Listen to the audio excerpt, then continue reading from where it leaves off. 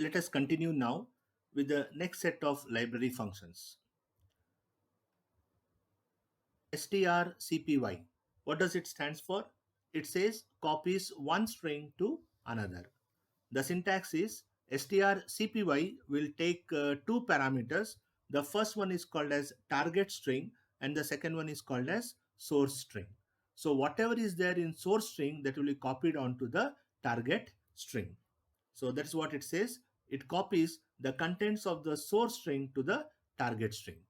Now let us take an example of this in terms of how STRCPY works. So the example is there in front of you. I have a character array called as source, which is initialized to jingle bell. If you try to recollect your pre-nursery rhymes, you had jingle bell, jingle bell, jingle all the way. You recollect? So you have this character source array called as jingle bell, and since I am initializing, I do not have the dimension for that. Right? That's the type of role that C plays, and it becomes extremely important for me to have the dimension of the target, right? For one of the reason is I am not initializing. And then I make use of this library function strcpy, which has got two parameters. The first one is target and second one is the source. Now what happens is this strcpy will copy the contents of this source string into target string, right? Because both source and target are nothing but character arrays. So what is there in this source string? Jingle bell, this one. In source string, you have a word called as jingle bell, right? And so this jingle bell, which is available in source, will be copied to target. And hence, the source string and the target string will have the same string called as jingle bell at the end of the day. Got it? So this is how strcpy library function works in C. The next one is STRLWR, converts string to lowercase. I don't think there's much to explain for you in this, right? Whatever the string you give, it will convert into lowercase. So I just say STRLWR, it will take one parameter, which is nothing but the string. So I give it like this, STRLWR bracket open. I give a string called as C programming in a pair of opening and closing double quotes. This will produce the output as C programming but in lowercase. Okay, so strLWR will convert the string in lowercase. Now you may have a doubt, and the doubt is, sir, what will happen if I give the string itself in lowercase? Well, nothing happens, right? Whatever you give in lowercase, you will get the same thing as the output. Okay. Now exactly opposite of strLWR, you have something called as STRUPR.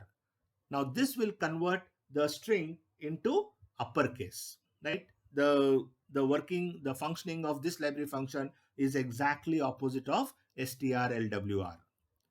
So I have an example, strupr followed by C programming in lowercase. Now this time I have given the parameter in lowercase so that I get the output in terms of uppercase, right? So this is how basically these two library functions strLWR and strupr works in C. Let us move to the next library function called as strcat. It actually stands for string concatenation. Now what does it mean? It basically appends the source string at the end of the target string, and hence it takes two parameters similar to strcpy, right? The two parameters are target string is the first parameter, source string at the second parameter. So what it does is it appends the second string at the end of the first string. So what I say is source is appended at the end of target. But when you are making use of this library function, you have to be a little bit careful. And what is that carefulness? The dimension of the target string should be in such a way that it should hold the resultant string. Now, why I am making this statement? Because you are trying to concatenate one string at the end of another. That means the original target string will always be there. And after this library function is executed, right, the original target string length will be more because another string comes and sits with that. And hence, whenever you make an attempt to write a program, you have to ensure the dimension of the target string is in such a way that it should hold the resultant string. Otherwise, you may land up getting the output which is unexpected. Okay, let us try to understand this with the help of a program. So I have character array. The character array name is target, and I have given the dimension as 25. And I have a source character array which dimension is also 25. But look at these two declaration statement where I have initialized the target. I have initialized as Amitabh, and source I have used as Bachchan, because you all know that Amitabh Bachchan is my favorite actor. ಕನ್ನಡದಲ್ಲಿ ಹೇಳ್ತಾರೆ ನಮ್ಮ ಅಣ್ಣವರು ಅಂತ. So it is something like that. And then I make use of library function called as strcat. As usual, I have two parameters, target and source. Okay, so I'm just calling this library function, and then I'll end up trying to print both the source string and the target string. Right? Now let us see how this program works. So I have target array as Amitabh, I have source array as Bachchan. I'm calling strcat, which will append the contents of the source string at the end of target string. Now let us look at the first printf statement. It says you try to print source string, right? So source, what is source? Bachchan, right? So the first printf will give me the output as Bachchan. Okay, and then what happens? This second printf will print target string. Now what happened to your target string, right? Even though you have initialized target to Amitabh, but before printing the target string, you have used strcat, which will append the source string at the end of target string. The source string is Bachchan, the target string is Amitabh. So this strcat will append Bachchan at the end of Amitabh. I repeat, strcat will append the string Bachchan at the end of existing string Amitabh, and hence the output I get for target string is Amitabh Bachchan. Wow, so nice, right?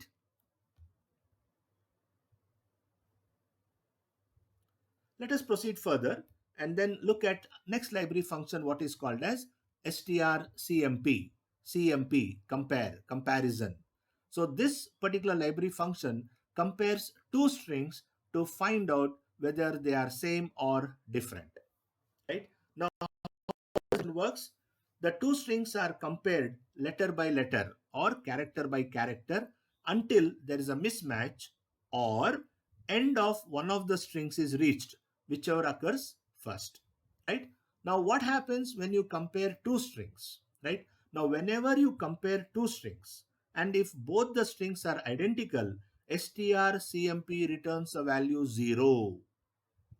Otherwise, if they are not identical, then this particular library function strcmp will return the numerical difference between the ASCII values of the first non-matching character. So be careful. I repeat these three lines once again. If the two strings are identical, strcmp returns a value 0. Right? This is exactly opposite of the relational operator. If you try to recollect what we discussed in relational operators, if both the operands are true, you will get the value as true, right? But in this case, right, if now in relational operator, we have also seen that whenever you make an attempt to compare two integer values, and if they are same, the resultant produced is true, which is nothing but 1. But it is not the case in case of strings. In case of strings, if the two strings are identical, then it will return a value 0. If not, it returns the numerical difference between the ASCII value of the first non-matching character. Okay, let us understand this, don't worry. The syntax of this strcmp is it takes two parameters, right, which is nothing but string 1 and string 2. Okay, string 1 and string 2. Now let us try to understand this particular strcmp with the help of a piece of code. I have a code in front of you. Just have a look at it before I explain you and give you the output.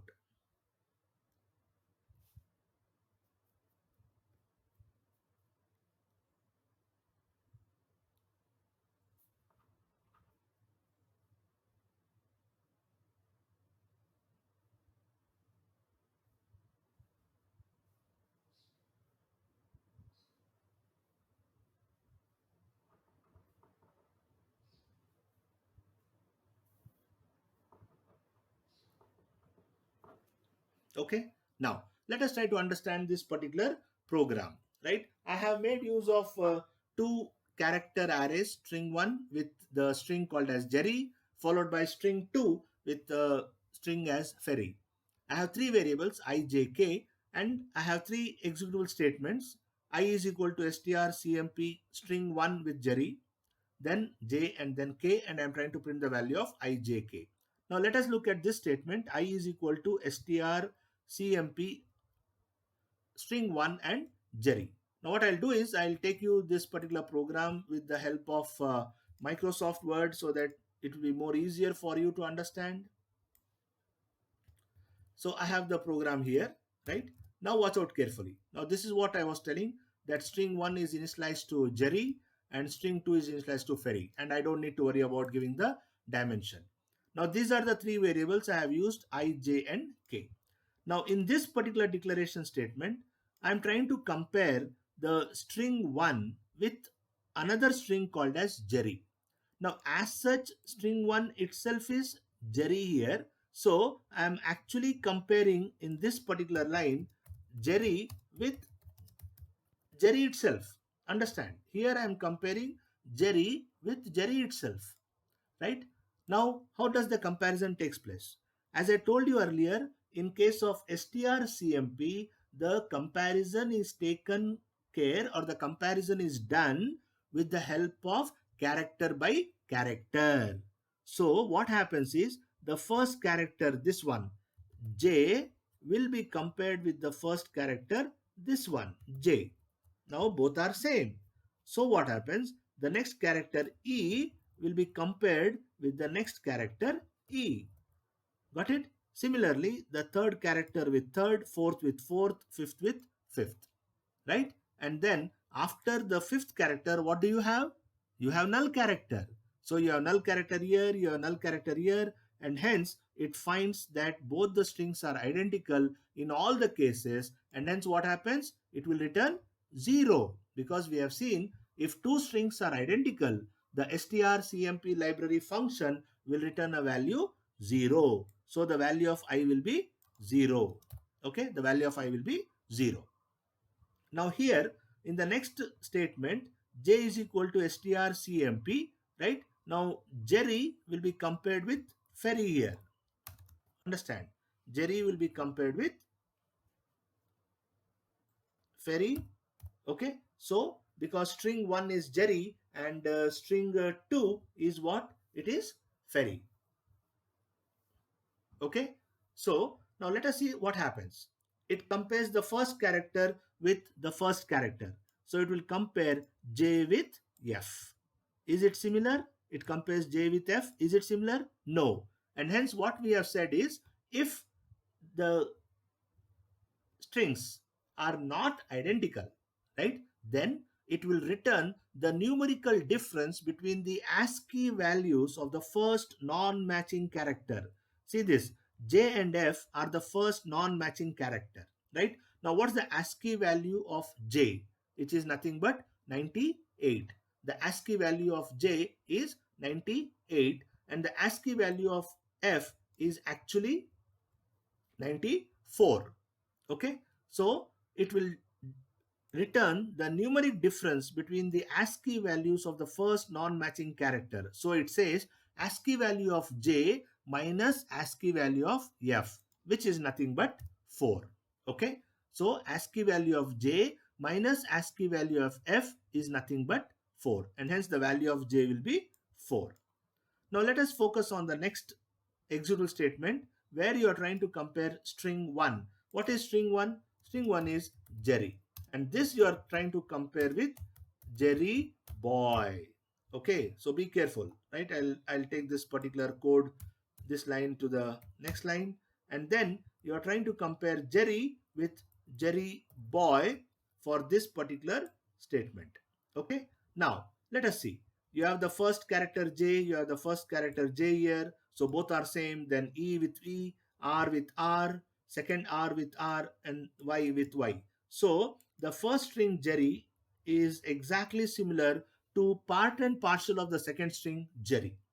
And then what happens? When the control gets incremented after Y, here you actually find the null character. You agree with me? You have a null character here, this one, but it is not seen because C automatically inserts the null character for you at the end of the string. So I have null character here, and here after y I have a character called as b, and hence what happens, this null character is compared with b. Watch out carefully. This null character is compared with b, and they are not same, right? They are not same, right? So what happens, the ASCII value of null character is nothing but 0, right?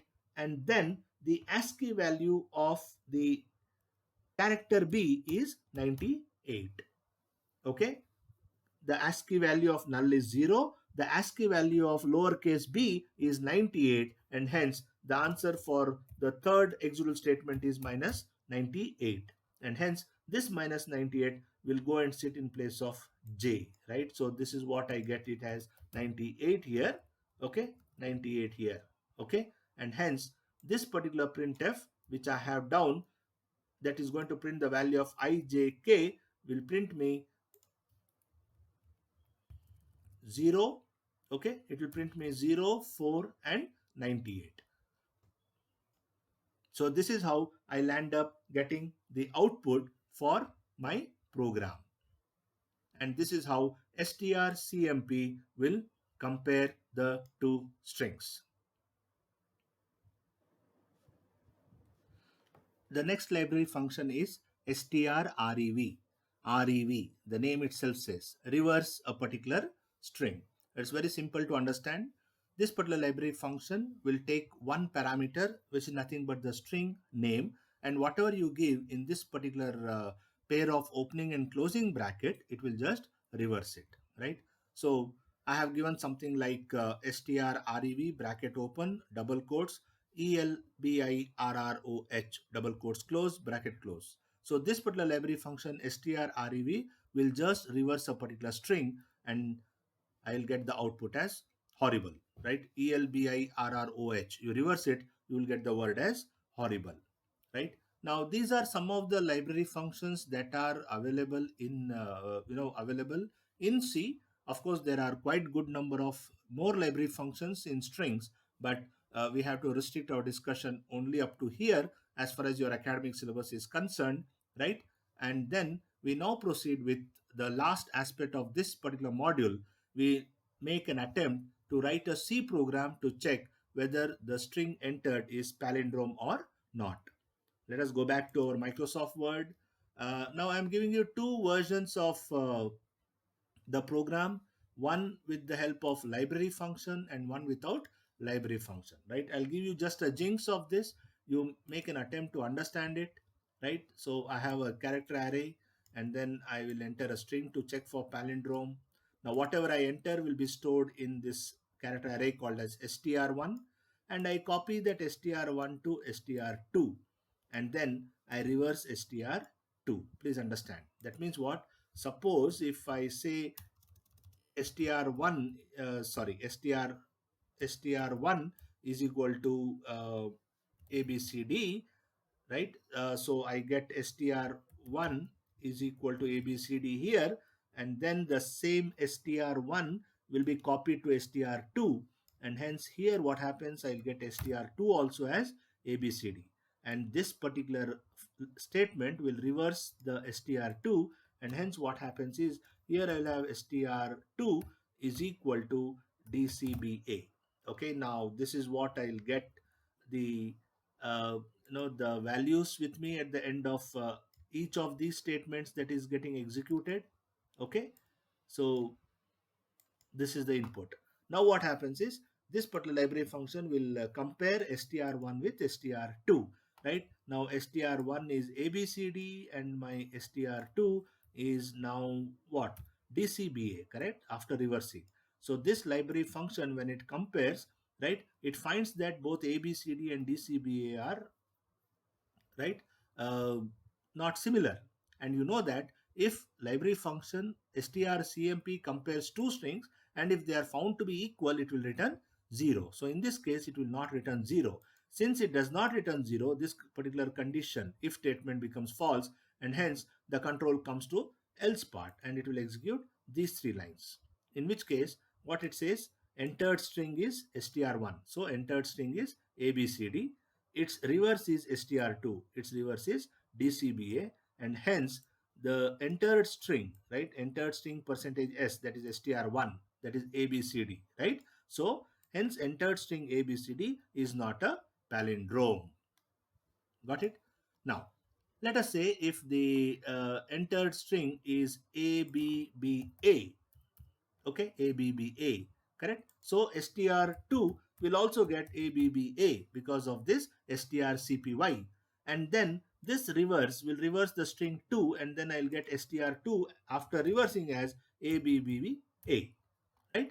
Now this STRCMP will compare STR1, that is ABBA, with STR2, which is also ABBA. Since both the strings are equal, STRCMP will return 0 and that 0 is equal to 0. So the condition in the if statement is true and hence these three lines will be executed. In which case, what will be the output? It says entered string is ABBA, reverse is ABBA, and hence entered string ABBA is a palindrome. Okay, so this is how the program looks like, wherein you make an attempt to find whether the string is palindrome or not, of course with the help of library function.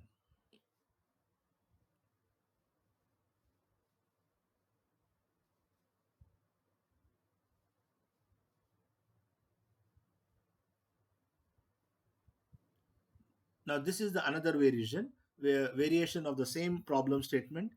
You are supposed to find whether the string is palindrome or not without the help of library function. So watch out here, right? I have just given you the program, right? With all the fundamentals under your belt, I think you should be in a position to understand how this particular program works. So I will leave up to the reader, right, to figure it out how this particular program works, correct? And if you have any doubt, you all have my email ID. You can just throw me the message or you can put a comment on the YouTube asking your doubts. So please go through this particular program. It is as simple as to understand, nothing great, nothing new in this. It is just a mixture of all the fundamentals that we have discussed so far, right? So I'm making use of a for loop and the decision control structures. I have made use of one variable called as flag. And then at the end of the day, when I say if my flag is true, I say the entered string is not a palindrome. If it is false, then I say it is a palindrome. Okay, so that is how you will end up writing a program uh, to find whether the string is palindrome or not with the help of library function and without the help of a library function. Okay, so that's what it is. And then let me come to the conclusion part of this particular topic, right? So what we have done in this particular topic is we learned about strings, its declarations, its initializations. We have also come across how to read strings, how to land up writing strings, both in terms of formatted as well as unformatted. We have also performed various string operations with the help of library functions, right? And although it has no string data type, although the programming language C has no string data type, C has numerous library functions for performing IO operations strings, on strings and also land up manipulating them, right? As a matter of fact, if you look at the broad gamut of library functions that C provides, right, we have restricted ourselves for academics. But then if you look at the vast world of library functions that is supported only for strings in this particular programming language, right, it is enormous. You have library functions which are responsible for character handling. You have library functions for string conversion. You have library functions exclusively to carry out IO operations. Then manipulation library functions. You also have library functions which will do the search operations. And apart from that, there are so beautiful library functions in this programming language which is responsible to carry out the memory operations, right? Which is beyond the scope of discussion as of now. But let me tell you, as a CS graduate, it is my humble request that you explore yourself, right? Once you are done with this particular examination, and then before you actually go to the next semester where you study subjects like data structures and others, my sincere request is please expose yourself to the varieties of library functions that C supports under the banner of strings, right? Because these functions enable the programmers to process the characters, strings, and not only these two, it also allows you to process the lines of text and blocks of memories. And once you have all these fundamentals and a good hands-on experience, let me tell you, you should over a period of time land up developing, of course with the help of these techniques, you should land up developing text editors, or probably word processors, or probably page layout softwares, computerized typesetting systems, and probably other kinds of text processing softwares, right? So this is what is the topic strings all about, right? Let me take a break from this particular module, and then we will meet again in the next module, what is called as functions.